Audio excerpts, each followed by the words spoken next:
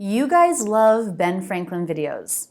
They're one of the best ways for you to improve listening comprehension and learn tricks to sound more natural when speaking English, like using specific reductions. This January, you're getting 5 all-new Ben Franklin videos where we do a full analysis of real American English conversations. Today's topic, word game. Let's get started with this analysis. First, the whole conversation. Team 2, listen up. I'm looking at you. 3, 2, 1. Okay, this is something that you use to sweep the floor and you plug it in. Broom. No, you vacuum. It's 2 words. Vacuum cleaner. Oh. Now, the analysis. Team 2, listen up. Team 2, listen up. So we had divided our family into 2 teams, and both team and 2 are stressed. Team 2, but 2 is the most stressed because that is the part that makes it different from team 1. And actually, I wrote that poorly. That should look like this. Team 2. In English, we don't want choppy words within a thought group. We don't want them to feel separate. We always want them to feel very connected. The intonation, the pitch always changes smoothly. Team 2. So the ending M right into the T with no break. Team 2. Listen up. Team 2. Team 2. Team 2, listen up. Again here, linked together. Smooth. Listen up. The T in listen is always silent. The ending N linking into the beginning vowel. Nup. Listen up. Listen up. Listen up. Listen up. What's going on with the P here? I'm not releasing it up. I'm not releasing it with a puff of air. My lips close. That cuts off the sound. That's the stop part of the stop consonant. But then they don't open, releasing the air. This is fairly normal. It's fairly common to drop the release part of a stop consonant when it comes at the end of a thought group. Listen up. You can see my lips come together. Listen up. That gives the idea of the P, and then that's it. I move on to my next phrase. Listen up is a phrasal verb. How is it different from listen? It's something you would use if you're trying to get the attention of someone, or even more often of a group of people. This is something you might say if you feel like people have not been paying attention and now you really need them to. You're saying, I need everyone's attention because what I'm about to say is really important. Listen up. Listen up. Listen up. Listen up. Listen up. I'm looking at you. I'm looking at you. I say this right as someone on my team cheers me on with a little high-pitched woot woot. That's just something, a phrase you might use to show excitement or to cheer someone on in a competition. I'm looking at you. I'm looking at you. I'm looking at you. So I say, I'm looking at you. Look, and you get the most stress in this phrase. A couple things happen here. First of all, we have the contraction I am to I'm, which is said quickly. I'm looking. I'm looking.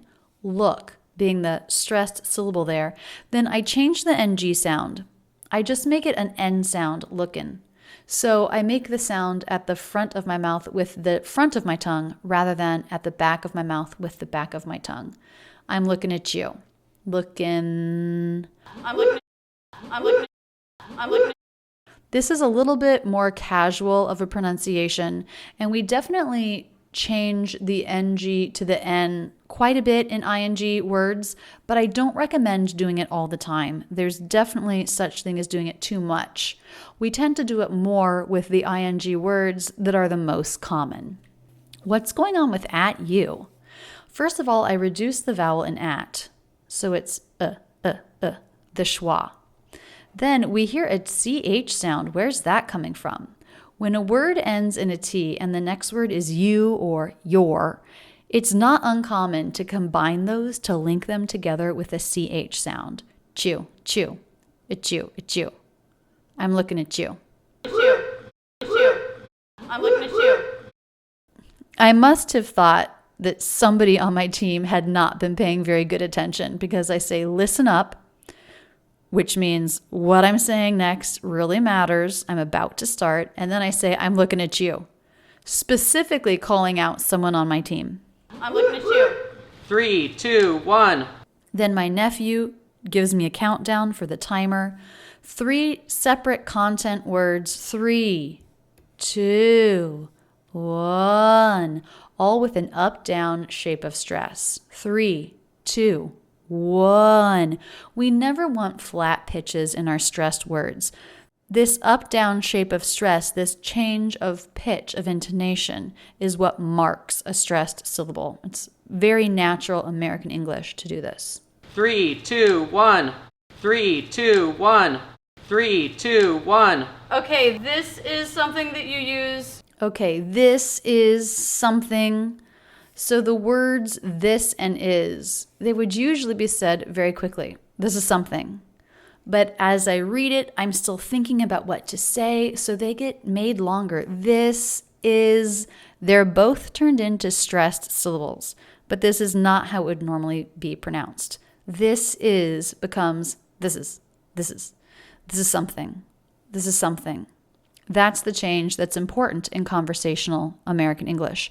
Now here, of course, it's not quite conversational. This is different. I'm playing a game and I'm taking more time as I'm thinking on the spot. That means thinking without prior preparation about what to say. This is something that you use. Something that you use. So here we have a T followed by U. I do not make it a CH.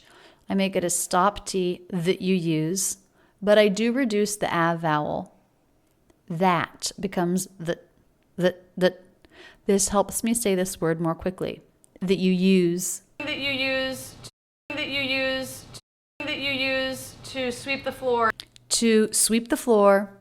Okay, another example of an overpronunciation of a word. The word to. Almost never pronounced this way in conversational English. To. Why did I do that? I was thinking of what is the right word to say. So in conversational English, it would be to sweep. To. The oo vowel reduces to the schwa. To sweep. To sweep. To sweep the floor. To sweep the floor. To sweep the floor. To sweep the floor and you plug it in. To sweep the floor and you plug it in. Sweep. Floor. To sweep the floor. Sweep the floor. Sweep the floor. Listen to these 3 words and pay attention to the stress pattern. It's long, short, long. Sweep the floor. Sweep the floor. Sweep the floor. Sweep the floor. So the word the doesn't have this up-down shape of stress. It's flatter and it's said very quickly. The. Sweep the floor and you plug it in. And you plug it in. And drop the D. So even though I hold this word out a little bit as I think, and I don't reduce the vowel is still a, I do drop the D. Just a very common reduction of that word. You plug it in. And you plug it in. And you plug it in. And you plug it in. So here we have 3 words, plug it in, where you have 2 links of ending consonant to beginning vowel. Plug it, get. So you can think of the ending consonant G as beginning the next word. Get, plug it. That may help you link. It in. Here again, we link the ending T right into the vowel I, and it changes to a flap T. Why does it do that? Because it comes between 2 vowels. It in. Plug it in. Plug it in. Plug it in. Plug in is a phrasal verb, and we use this with electronics or things that charge, where you have the plug and you either insert it into the socket in the wall, or maybe you're inserting the plug into the device itself, like your phone. This is the phrasal verb to plug in. Plug it in. Broom. Plug it in. Broom. Plug it in. Broom. People guess broom. No, you don't plug a broom in. This was my main clue. Sweep, of course people are going to guess broom.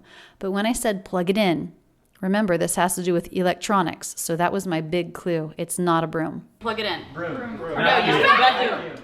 Okay, so there's some shouting here. I say no, you plug it in. No, no. Just like 3, 2, 1. It's a one-word thought group and it has that up-down shape, no. Then I say you plug it in as people are yelling. And again, we have this nice linking ending G into beginning vowel and then the flap T to link these two words. Plug it in. And as I do that, they get the idea. Vacuum, they yell. No, you vacuum. No, you vacuum. No, you vacuum. But I need to get them to say vacuum cleaner, so I give them one more clue. No, you vacuum. It's 2 words. It's 2 words. 2 words stressed there. The word it's. Lower in pitch, flatter, faster. 2 words. It's 2 words. It's 2 words. It's 2 words. Vacuum cleaner. Oh. Vacuum cleaner, vacuum cleaner. So now they're stressing clean because that's what makes the word different from vacuum. Although normally in a compound word like this, it's the first word that is stressed. So that would be vacuum cleaner. Other examples of compound words, eyeball, first word is stressed. Mailman, first word is stressed. Basketball, first word is stressed. In this case, well, as always, it's only the stressed syllable. So bass, basketball. The first syllable is stressed. Compound words, first word is stressed. Let's listen to the whole conversation one more time. Team 2, listen up. I'm looking at you. 3, 2, 1. Okay, this is something that you use to sweep the floor and you plug it in. Broom. No, you vacuum. It's 2 words. Vacuum cleaner. Oh. That analysis is really fun and helpful, right? Click here to see other Ben Franklin videos on my YouTube channel. But if you're ready to go even further, even bigger, I challenge you this January to start the new year off right with a new commitment to your English studies. Join my online school, Rachel's English Academy. There you will find tons of Ben Franklin speech analysis videos just like this one, that you can't get anywhere else. They're longer, they cover more conversation, and I add more each month. You have to have the interest. You have to make the time to watch the videos, to work with the audio. Can you do this? To help you get in the door, to help you get started, I'm offering a discount for the month of January. You can get the first month of the Academy for just $5. Use the code START2018 at checkout. The fee is normally $14 a month, which is a steal for what you get. Tools and support for self-study to make a real difference in how you sound. If you sign up and this method doesn't help you, no problem. Just email me within 30 days and you'll get a full refund. This is a subscription and you will be charged every month with continuous access to everything, but you can cancel at any time. Just email me and I will make that happen for you. So get this deal and in 2018, get the accent you want.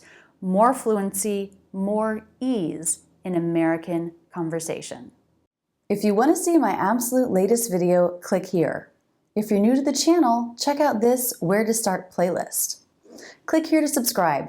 I make new videos on American English every Tuesday. To be sure we can keep in touch, click here to sign up for my newsletter. You'll get free lessons in your inbox every week.